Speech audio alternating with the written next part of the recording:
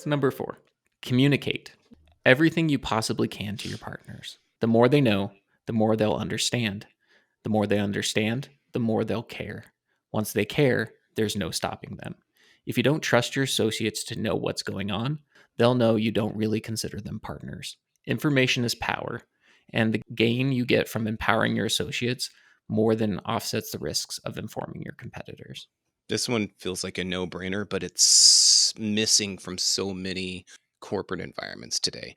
I'm speaking to you, Tanner, but I'm also speaking to people who listen to this podcast. Think about a time when you worked for a company and you were blindsided by something, a decision. Maybe they sold, maybe they got a new CEO, maybe they made a drastic left turn from something that you thought was their natural path, and how kind of abrupt and disruptive it was to your flow and work. And did you feel like you were part of the company then? No, you felt like you were just a cog in that wheel. And well, the decision's been made, and now I'm just rolling in this new direction. It's not a pleasant place to be, and it's really disruptive. I can think of so many jobs and so many situations where decisions were made behind closed doors. And I'm not saying ask everyone their opinion, but I'm saying transparency.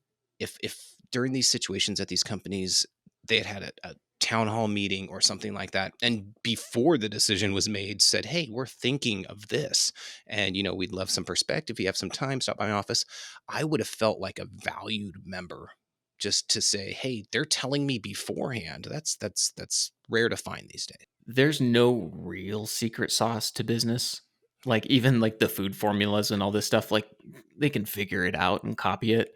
So the fact that you have to be guarded with your processes from so many people doesn't make sense. Mhm. Again, the more you can enable and the more that you can leverage your people and the more information they have, the more they can help you problem solve and grow with the company is such a huge thing. And we see this in startups too, where everyone's always like, oh, they're going to take my idea and all this stuff. And it's like, the idea means nothing. Yeah. It's all about the execution. So there's nothing, stopping anybody from doing what you're doing. So don't worry about like arming your employees because they're not going to just leave necessarily and then go to your competitors. I mean, to some degree, I know Apple's having that big lawsuit on their blood oxygen monitor and all those other pieces, but for the most part, you're not going to get copied in that way.